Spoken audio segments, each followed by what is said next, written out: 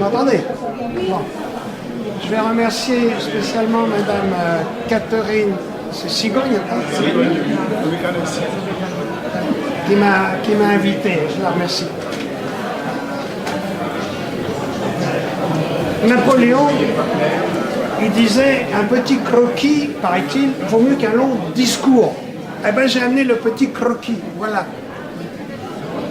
Sur ce petit croquis, je ne sais pas si vous voyez tous, il y a tout mon parcours en deux couleurs. Il y a des traits noirs et des traits rouges. D'accord? Moi, quand j'étais môme, il y a un bout de temps, j'avais un gros rêve. C'était de visiter tous les pays du monde et tous les territoires sans exception. C'est fait. Aujourd'hui, ça m'a pris plus de 50 ans. J'ai rien fait d'autre dans la vie, j'ai fait que ça. C'est-à-dire que j'ai pris une vie sabbatique. Il y en a, ils prennent 6 mois, 1 an, je dis ça ne va pas suffire, je veux voir le monde entier. Ça s'est fait en 2 temps. Le trait noir représente le premier voyage qui a duré 18 ans sans rentrer à la maison. Je n'avais pas prévu le coup, bien sûr. Ça, c'était ma partie universitaire. Il y en a, il m'a dit, t'apprends pas vite. Allez, certes. Je suis rentré au bout de 18 ans, pourquoi? J'avais une dysenterie pas soignée. Une dysenterie. Je faisais le tour de ma taille avec mes doigts. C'était gros comme ça. C'est pas normal. J'étais furieux parce qu'il me manquait des pays. Alors la deuxième partie, ce sont les traits rouges. J'étais en France et chaque année, pendant 30 ans, je partais 6, 7, 8 mois pour finaliser mon rêve. Voilà. Alors moi, j'ai rien prévu. Tout s'est enchaîné malgré moi. Je ne peux même pas imaginer que j'étais capable de faire tout ça. J'ai passé... Il y a des gros problèmes quand on voyage. Il y en a un, c'est le problème de la communication. J'ai passé les 7 premières années à apprendre des langues en faisant des petits boulots dans différents pays d'Europe. Il se trouve que j'avais fait l'école hôtelière avant par mégarde, mais en tout cas, ça m'a mis le pied à l'étrier. Donc je faisais des petits boulots pour apprendre des langues. Après bien des histoires, j'atterris au Canada en 65 pour refaire de l'anglais. Et là, je découvre un truc que je ne savais pas. Parce que petit boulot, c'est surtout petite paye. Il ne reste rien. Là, au Canada, je découvre un truc en 65 que je ne savais pas. On paye plus en Amérique du Nord qu'en Europe. Ou disons, la différence entre le coût de la vie et les salaires est plus large. Ça permet d'économiser plus vite. J'ai enfin compris que je pouvais économiser et que je pouvais réaliser mon rêve. Madame, venez ici, vous allez mieux entendre. Venez ici. Venez, il y a une place. Vous entendez? Est-ce que sinon vous êtes... Oh, d'accord. Donc avec 3 ans d'économie au Canada, à Toronto, les 6 dernières années des 18 ans, je n'ai pas travaillé. J'ai réalisé mon rêve et j'ai visité le monde en dépensant mes économies du Canada au compte-gouttes. $1 par jour, à l'époque. C'est très bon pour la ligne, le dollar, et très mauvais pour l'estomac. Ouais. Ce dollar s'explique pour 2 raisons majeures. Une, j'ai pas payé le transport. J'ai tout fait en stop. En tout, 400 000 km en stop. Ça a l'air de rien, c'est quand même la distance de la Terre à la Lune. Alors, avec ce pouce-là, j'ai fait 300 000 km. J'en ai fait 100 000 avec l'autre. Vous savez pourquoi? Il y a des malins qui roulent à gauche. Alors c'est technique, quand ça roule à gauche, il faut sortir le pouce gauche. Sinon, au lieu d'avancer, on recule. Et voilà. En fait, ce signe-là n'est pas international. Il y a un tas de signes. C'est le signe des Occidentaux. Le problème du stop à travers le monde, c'est que les 2 tiers de la Terre, c'est pas de la Terre, c'est de l'eau. Il y en a un qui marche sur l'eau, mais c'est pas moi. Donc j'ai dû faire du bateau stop, du voilier stop et de l'avion stop. Ce qui est le plus difficile. Il y a eu un tas d'expériences. Vous avez remarqué, dès que je suis arrivé ici, que j'ai l'air dangereux. Je me suis retrouvé 7 fois en prison. 7 fois en prison. Ouais. Mais j'ai été plus que 7 fois parce que des fois c'est moi qui demandais pour dormir en prison. Comme je n'allais pas à l'hôtel, il fallait bien que je dorme quelque part. Donc j'allais à la centrale et ding, il n'y aurait-il pas une cellule de libre dans le coin. Alors la différence, c'est quand moi je demandais, je ressortais le lendemain. Quand je ne demandais pas, j'avais pas de date de sortie.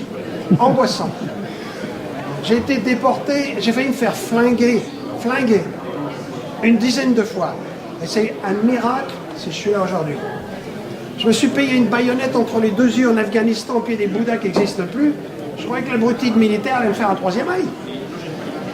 Les fameuses Kalachnikov de Charlie Hebdo, là, vous vous rappelez Charlie Hebdo? Ben, une fois, c'est pas à la télé que je les ai vus, c'est dans mes côtes. Vous avez déjà pris l'avion ici? Vous avez pris l'avion avec une mitraille dans le dos, les mains en l'air? Ah ben oui, ça m'est arrivé ça. J'ai été déporté plusieurs fois. J'adore, c'est gratos. Seulement l'astuce, c'est qu'il faut être déporté dans la bonne direction. Alors, c'était pas de tourpeau. Et je répète, si je suis là, c'est carrément un miracle. Il y a eu plein d'autres histoires. Un lion à des fesses, un troupeau de buffles qui me fonce dessus, un avion de chasse qui s'écrase à 50 mètres devant moi. Je sais pas pourquoi, moi je cherche pas l'aventure. Et l'aventure ne me rate pas, elle me cherche. Il y a eu aussi un tas d'expériences. Par exemple, j'avais été vivre chez les hippies à San Francisco. Vous vous rappelez les hippies? Au temps de leur splendeur, à Haight-Ashbury. Et il y en a, je voulais connaître leur philosophie. Ben, il y en a, il m'a sorti un morceau de philosophie que j'ai jamais oublié. Alors, on va appeler les cheveux longs, la marguerite, le joint. Hey man, cool. Ils disaient cool déjà, ils étaient en avance, les hippies. Hein. Hey man, cool. Il dit, moi, en anglais, il disait, je peux pas me perdre. Parce que je sais pas où je vais. Ouais, la philosophie, là, je l'ai appris. J'ai été vivre chez les bons à Bangkok. Je vais faire un mauvais jeu de mots qui va peut-être pas plaire, mais c'est ce que je pense. Des bons à rien. Ils apprennent à rien faire. Bons à rien. J'ai été vivre. Alors moi, quoique mon bons à moi, sympa, il avait. Vous connaissez le magazine Playboy? Les gars, Playboy. La page centrale, papier glacé. Ma fille, elle appelle ça la plumette du mois. Je regarde, il n'y a pas une plume dessus. En tout cas, lui, il avait les 12 plumettes de l'année dans sa cellule de bonze. Sympa, hein, le séjour. Moi, je suis en faveur du bouddhisme. Ah ouais. J'ai été vivre dans les écoles de yoga en Inde pour connaître le yoga. Et là, j'avais un autre cas de figure. J'avais le swami, le prof. Il nous expliquait les positions, mais très très bien. Mais il ne pouvait pas les faire, il était trop gros. Mais en tout cas, peut-être trop gros, mais pas imbécile. Il avait un élève américain. Ça faisait 3 ans qu'il le sous-nourrissait. Le gars était épais comme un fil de fer. Il pouvait se tordre dans tous les sens. Et il disait, montre-leur. Et le matin, il nous expliquait la position du lapin. À midi, je me retrouvais dans la cantine, pas de table, pas de chaise, en tailleur sur le carrelage. Et on me collait une tomate, un concombre, une carotte telle quelle sous le nez. C'est là que j'avais envie de prendre la position du lapin. Voilà.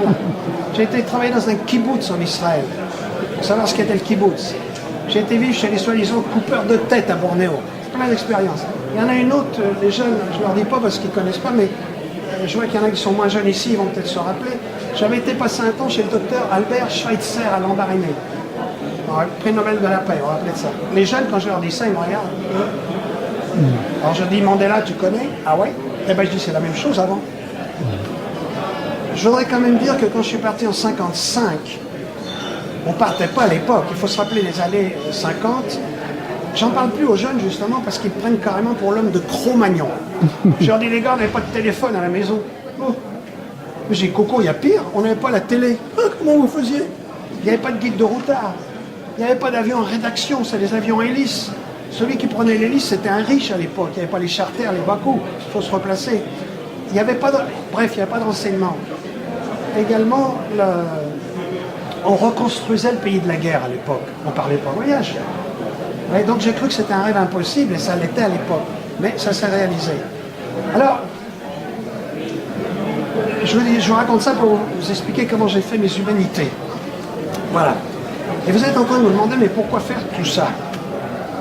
C'est pas banal. Et moi-même, je me suis posé la question, mais pourquoi ça me tombe sur la tête, cette affaire? Au bout d'une douzaine d'années, j'ai trouvé la réponse. Je suis né avant la guerre. La deuxième. Merci. Je vois qui calcule. Voilà, merci. Alors, je dis ça parce que mes premiers souvenirs d'enfance, c'est la guerre, mais pas la guerre à la télé. On n'avait pas la télé, mais on avait les Boches à l'époque. Je m'en souviens. Donc, je rêvais, par exemple, je faisais un cauchemar quand j'étais enfant. Prenez place, monsieur. je rêvais, je me voyais devant un peloton de la Gestapo en train de me fusiller. Ça commençait fort. Aujourd'hui, après plus de 70 ans de ça, quand j'entends l'alarme à la mairie de mon bled à Boussy où j'habite, premier réflexe, j'ai un pincement au cœur, j'ai envie de courir à la cave. Pour moi, ça annonce les bombardements. Ça marque. Pour chacun de nous, les souvenirs d'enfance, c'est le sac à dos intérieur pour toute la vie. Donc, en fait, ce que j'ai fait, quand on regarde, c'est pas un tour du monde, c'est un tour des hommes. J'ai oublié de dire une chose, mon dollar par jour, ce qui explique le dollar, c'est que j'ai pas payé pour le transport, mais la deuxième chose, c'est que j'ai jamais dormi à l'hôtel. Comme quoi, 3 ans d'école hôtelière, ça vaccine. Voilà. J'étais en Alaska, mais alors, parce que c'est pas le printemps tout le temps, chaque soir à 9h, c'est où ce que je dors. Et en Alaska, par moins 45, si on peut mettre la diapo, on va voir par moins 45, il vaut mieux trouver l'abri dans les 5 minutes. Sinon, on se retrouve chez Findus, rayon surgelé. Voilà une photo de l'Alaska. Voilà, peut-être. Donc, en fait, le dollar, c'était pour manger. Voilà. J'ai jamais fait du stop dehors par moins 45, c'est une photo bidon de journaliste. Mais j'ai pas meilleur que ça. Et quand je sortais, d'ailleurs, il m'a fait sortir 10 secondes. Je faisais du stop de point chaud à point chaud, garage, café, je restais toujours au chaud. Et quand je devais sortir, j'avais même une cagoule sur la tête. Alors il m'a dit, tu retires ta cagoule, 10 secondes, je prends la photo pour le journal, tu re-rentres. Parce que c'est très dangereux, c'est interdit en plus, en hiver. On peut remettre la carte si vous voulez. Non, ça varie. Moi, si vous allez en Alaska en été, vous y allez en short. Là, il y a moins 45. Oui. Il y en a, ils me disent, ouais, moi j'ai eu ça dans mon village en France dernièrement, moins 40, moins 35. J'ai dit, mais toi tu le sais parce que tu as regardé la télé, tu étais au chaud. Moi je n'étais pas dehors, moi c'est les doigts de pied qui disaient la température. Bon. Donc, ce que j'ai voulu... donc, le dollar c'était pour manger et payer les visas, voilà. Mais j'avais pas prévu la santé par exemple. C'était pas dans mon dollar. Donc, j'ai fait ça, c'est parce que c'est pas un tour du monde, ça, c'est pas un cercle. J'ai mis à appeler ça un tour des hommes. Ce qui m'a intéressé dans ma démarche, c'est pas l'aventure. Je vous ai dit tout à l'heure, je cherche pas l'aventure, mais elle me rate pas. J'ai mis à appeler ça un tour des hommes, ce qui m'intéresse. J'ai voulu comprendre, rencontrer les hommes du monde entier pour savoir une question essentielle aujourd'hui. Est-ce que les hommes un jour, suite à mon enfance dans la guerre, est-ce que les hommes un jour vont être capables d'établir la paix? Voilà la question essentielle, qui n'intéresse pas beaucoup de monde, je m'aperçois, mais enfin, est-ce que la paix est possible?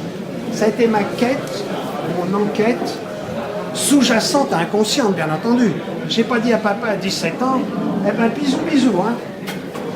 Je reviens dans 18 ans et je vais voir si on peut faire la paix. Non, mais c'est ce qui s'est produit. Est-ce que la paix est possible? Voilà pourquoi j'ai été sur la route.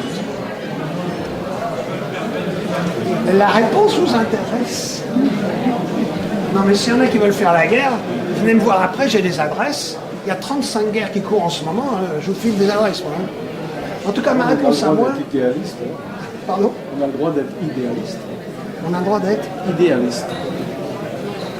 Il n'y a pas d'idéal dans ce que je dis, monsieur. Dans la vie? C'est pas de l'idéal, ça.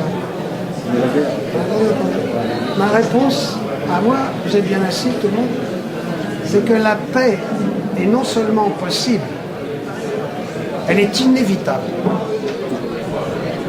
Alors je vais répéter parce qu'on n'entend pas tous les jours ça. La paix seule fera. Voilà ce que j'ai appris. Moi je voyage pour personne, je suis pas reporter, j'ai rien à prouver. Et notamment, je n'ai pas approuvé l'opinion erronée de mon journal, parce qu'on est bien renseigné.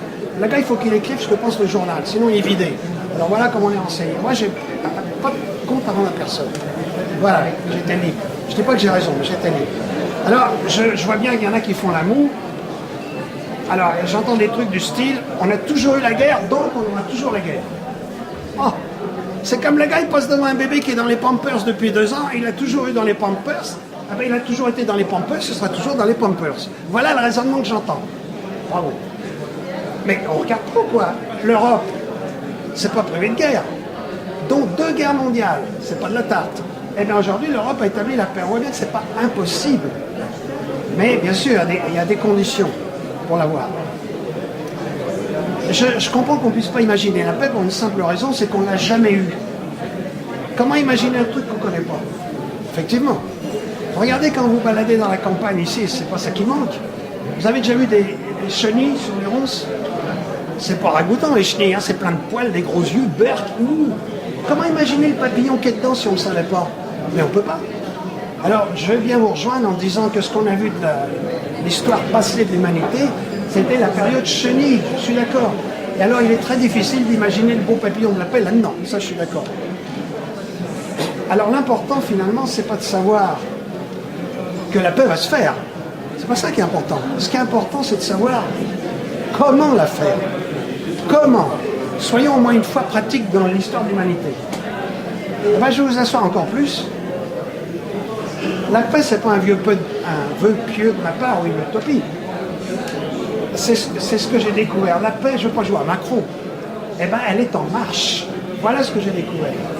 La paix est en marche. Je l'ai vu, je ne peux pas mentir. Je ne suis pas payé par personne. Alors, je vais quand même vous rejoindre tout de suite pour ne pas passer pour le dernier des utopistes. Et là, ça va vous régaler. La paix ne se fera nullement par idéal, bon sens ou intelligence. On marche sur la tête aujourd'hui. Là, on ne va pas vers la paix dans les médias. On va dans le mur.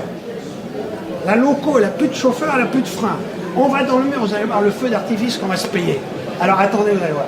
On a eu 2 guerres mondiales, on n'a pas compris notre bêtise et nos souffrances, et là, c'est pas qu'on continue. Il est trop tard pour désamorcer. Autrement dit, pour avoir la paix, premièrement, il va falloir une dernière fessée. À chacun d'imaginer ce qu'il veut. Il y a tout pour plaire aujourd'hui. Mon étude personnelle, c'est que ça sera une 3e guerre mondiale, mais ça, c'est personnel. Bon, l'important, je disais, c'est de savoir comment la faire. Je vais terminer là-dessus.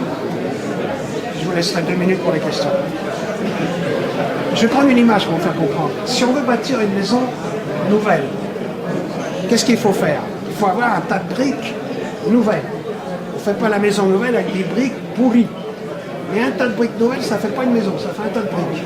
Donc il faut autre chose en plus qui est le plan de l'architecte. D'accord? Donc si on a le plan de l'architecte, les matériaux nouveaux, on peut bâtir la maison nouvelle. Pour la paix pratique, pour gérer la terre comme une seule entité politique. Au 19e siècle, c'était farfelu. Aujourd'hui, on en voit la nécessité, on est dans le même bateau. Je vais juste donner 1 ou 2 exemples de ce plan et j'arrête là-dessus. Par exemple, dernièrement, vous avez vu les présidentielles en France? Vous vous rappelez des présidentielles? Il y a 1 an. Moi, je me suis bien marré. Pendant 3 mois, ça valait le sketch des chansonniers. Sans compter les enfantillages à la télé. Un enfant de 7 ans qui parle comme ça, on lui fout une fessée. Les politiciens, ils font la même chose, ils n'ont pas de fessée. Je ne comprends pas.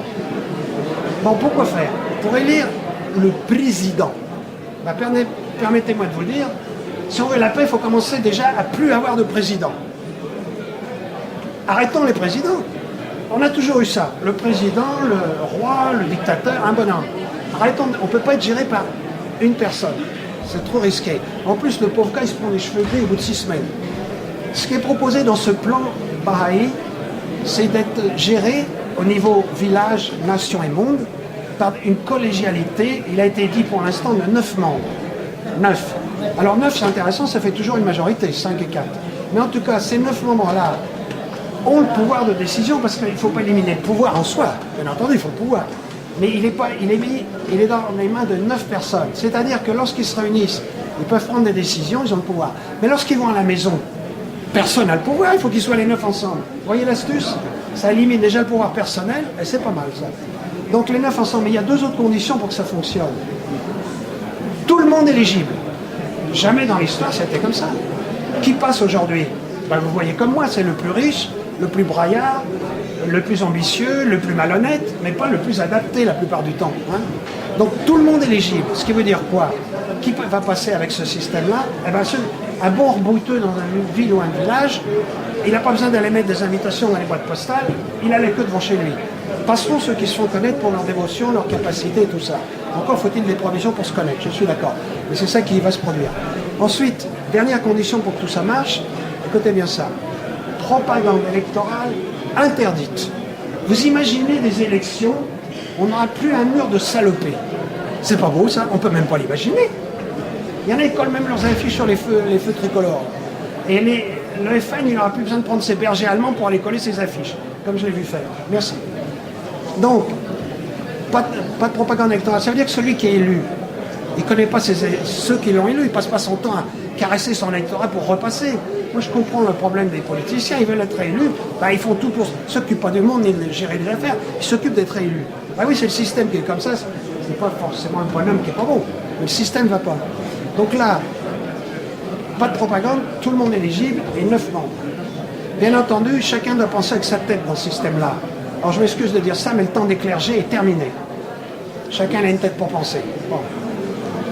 Je vais terminer là-dessus en disant que ça vous paraît peut-être drôle ce que je raconte là, mais moi ce que j'ai vu, c'est que ça a démarré.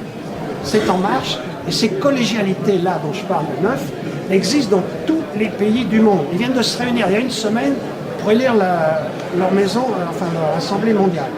Ils viennent de se réunir. 162 pays il y avait. Les 9, même la France en a un. Même la France en a un. Donc, l'année dernière, j'ai été très surpris. Vous savez, la France, c'est un pays laïque. Moi, je suis pour la laïcité. On est libre de penser comme on veut, non?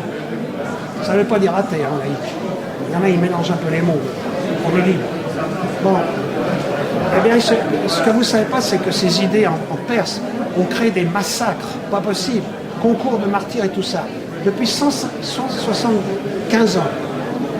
Les gens qui suivent ça, qui s'appellent également Baha'i, écrit Baha'i, les gens du Baha'i, ils sont persécutés. Aujourd'hui, par exemple, les enfants des Baha'i en Iran n'ont pas le droit d'aller à l'école. Vous trouvez ça bien? Pas moi. On leur brûle leur commerce, leur maison, on ne paye pas les retraites.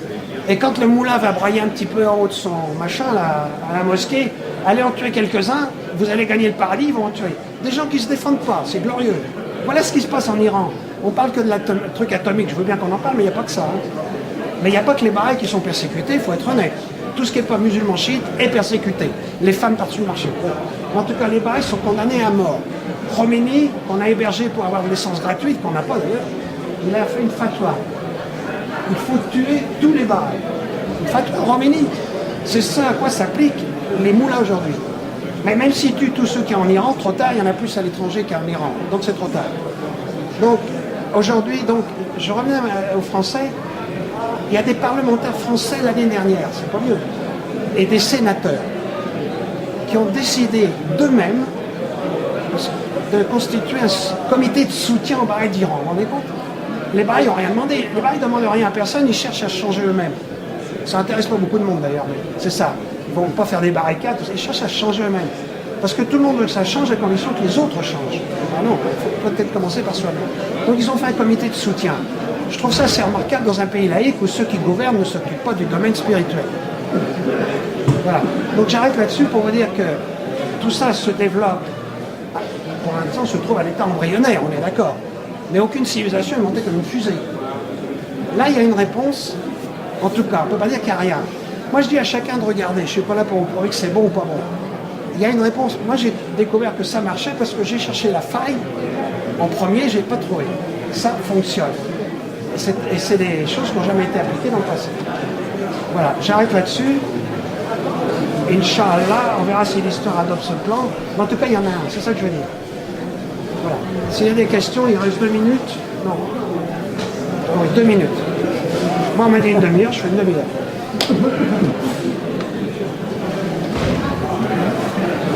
Je ne vais pas faire de business, c'est pas mon genre. Mais si, parce que là, j'ai plein d'histoires, j'ai plein d'idées. J'ai résumé. Ceux qui veulent savoir plus sur la partie du stop, j'ai ce premier livre là, La Terre n'est qu'un seul pays, justement. L'idée Baha'i par excellence, c'est ça.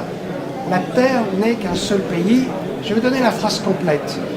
La Terre n'est qu'un seul pays et tous les hommes en sont les citoyens. Voilà. Donc j'ai pris ça comme titre. Ça raconte en détail le stop brut de décoffrage au retour. C'est un livre qui était chez Lafon, qui connaît son 26e retirage en ce moment. Et pour ceux que les idées de ce plan Baha'i intéressent, dans ce livre-ci, Le prisonnier de Saint-Jean d'Acre, j'ai, à travers ma petite recherche à moi, le petit gars qui cherche, j'ai essayé d'expliquer ce qu'était ce plan. Je l'ai écrit pour les Français avec leurs valeurs à eux, leurs références à eux. Par exemple, je cite des poèmes de Victor Hugo, Lamartine, Musset, Vigny, les romantiques qui en parlaient. On ne dit pas ça à l'école, bien entendu. Mais il n'y a pas que les Français, les romantiques allemands, autrichiens, russes, en Amérique en parlaient. J'ai plein de poésie des Anglais aussi qui en parlaient. J'ai étudié la lettre que Napoléon III, on a entendu parler de Napoléon III là, il a reçu une lettre de la part du prophète persan. Je ne vous donne pas son nom parce qu'il est difficile pour les phonèmes français. Mais... Et Napoléon III, alors qu'est-ce qu'il lui dit dans la lettre? En termes plus élevés que je vous dis moi, mais moi je mets à mon niveau, hein, je ne suis pas très élevé. Alors, il lui dit, t'es l'empereur des Français, c'est pas pour t'en mettre plein les poches et faire la guerre contre les copains. Il dit, essaye de faire la paix et occupe-toi des pauvres. Alors, Napoléon III, c'était pas n'importe qui, hein. Alors, il a reçu cette lettre, et il a dit, si ça c'est un dieu, moi je suis deux dieux. À la poubelle. On le sait parce que c'est Gobineau qui a apporté la lettre, qui a rapporté le truc. C'est le seul souverain au monde où tous ont reçu des lettres, qui a reçu une deuxième lettre. Et dedans, il lui dit en termes toujours élevés, il lui dit, si tu ne veux pas écouter les prescriptions, ce que je te dis, il dit, tu vas perdre ton trône de façon soudaine et inattendue. Il a reçu la lettre début 1870. On a eu la suite à Sedan en fin d'année, au mois de septembre, et Napoléon s'est trouvé dingué à Londres, où il est mort. Donc, il a dit au Kaiser d'Allemagne, il a dit, fais pas le malin parce que Napoléon est tombé. En ce qui se concerne toi, je vois du sang sur le Rhin par 2 fois. 2 guerres mondiales. C'est pas une preuve de véracité, mais c'est quand même intéressant à lire. Et il a dit, j'entends les lamentations de Berlin, on a vu le mur. Moi, je l'ai même vu construire le mur, tiens, en passant. J'y étais la première semaine. Ils étaient en train de mettre les parpaings. J'ai dit, mais n'en faites pas tant, je viens visiter. On ne peut plus passer. Donc, il a dit à la reine Victoria, pour terminer, qu'elle a dit, si c'est de Dieu, il n'y a pas de mal à ça. Si c'est pas de lui, si c'est de Dieu, ça va se réaliser. Si c'est pas de lui, il n'y a pas de mal à ça. Et c'est la seule reine qui a reçu des félicitations parce qu'elle avait donné le pouvoir au Parlement et aboli l'esclavage officiellement en 1948. Donc elle a été louée par le prophète et il a dit, c'est la reine qui va durer le plus longtemps. Alors qu'au tout début, si vous êtes familier avec la reine Victoria, c'est le moment avec les mariages et tout ce qui se passe au Brexit, là-bas c'est le moment de se plonger là-dedans. Elle a eu des débuts très très difficiles, la reine Victoria. On a cru qu'elle n'allait pas régner longtemps. Finalement, elle a régné plus longtemps, elle est devenue reine des Indes et l'Angleterre est passée au sommet du monde. Enfin, la Grande-Bretagne. Voilà. Donc là, c'est pas un traité philosophique, c'est un témoignage de choses qui existent, que j'ai vu, que j'essaye d'expliquer.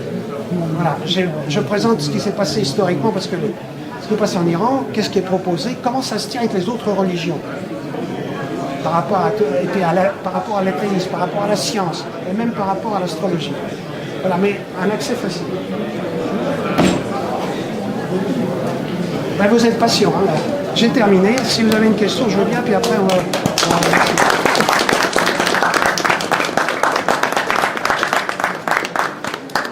J'aurais peut-être... Je ne veux pas vous fatiguer, mais enfin, je profite que vous êtes là, vous êtes assis, je vous coince là.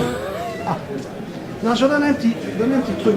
Vous savez, pour que la paix s'établisse, il y a des choses, vous savez, tout ce qu'il y a à faire. Notamment les 3 choses principales pour moi. Une, c'est régler le problème économique.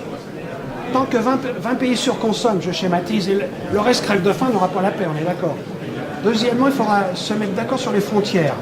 Mais il ne s'agit pas de faire des frontières à la soviétique avec des mines, des temps, du tour de guet et du barbelé. Ça, c'est comme ça que les soviétiques conçoivent un pays, comme le barbelé autour.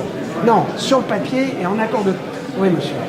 Allez-y. Donc, il s'agit sur le papier de se mettre d'accord sur le papier des zones administratives qui sont pour chacun. Troisièmement, il faudra mettre les grandes religions d'accord. Parce qu'on est d'accord que tant qu'elles se bagarrent, qu'elles se disputent comme aujourd'hui, on n'aura pas la paix. Et la réponse que je vais donner à ça, en fait, qu'est-ce que c'est que la religion? C'est pas ce qu'on dit à la télé. Pour moi, c'est qu'un simple mode, un code de conduite qui explique à l'homme pourquoi, pour lui permettre d'être lui-même, de développer son potentiel, de se mettre en accord avec la société, et pour ceux qui veulent y croire, de se préparer au monde suivant. Bon, il y en a qui veulent revenir, mais ils reviendront sans moi, parce qu'une fois ça me suffit, moi, en tout cas. Mais bon. Donc la religion, c'est qu'un code de conduite. Pourquoi? Parce que l'homme, il trouve les lois scientifiques, oui, mais il ne trouve pas les lois spirituelles. Elles lui sont expliquées. Il lui faut des profs. Les profs, c'est ces prophètes qui ont à la base des civilisations et des messages spirituels. Donc, ce qu'il faut comprendre, ce code de conduite qui est donné aux hommes depuis le début pour tout le monde, il n'y en a qu'un, il n'y a qu'un bouquin. C'est le même bouquin, arrêtons de nous battre. Mais ce bouquin unique qui guide l'humanité depuis toujours, comme tous les bouquins et comme le mien d'ailleurs, il a beaucoup de chapitres. Vous voyez l'astuce? Alors au fur et à mesure qu'on progresse, ça vient un nouveau chapitre pour les nouveaux besoins et la nouvelle compréhension. C'est comme nous quand on va à l'école, on ne va pas à l'université tout de suite. Maternelle, c'est 6e, 5e. En fait, on reçoit un seul enseignement à l'école, mais graduellement. Pourquoi? Parce qu'on grandit. Donc chaque année, on peut comprendre un peu plus. Donc on a un nouveau prof avec un nouveau livre qui se base sur ce qu'il dit avant, il ne le condamne pas, et élargi. Donc le message d'aujourd'hui, il n'est pas en contradiction avec le passé. C'est le rappel du passé, mais mis au goût du jour pour les besoins modernes, l'ère moderne d'aujourd'hui. Voilà. Donc il n'y a qu'une religion, arrêtons de nous battre, c'est ça que je veux dire. Il n'y a qu'un seul pays, il n'y a qu'une seule espèce humaine. J'en ai vu qu'une, j'ai 2 yeux qui voient bien, j'en ai vu qu'une. Il y en a un en France, il a qu'un œil, il voit 2 espèces humaines, chacun son truc. Merci beaucoup. Voilà.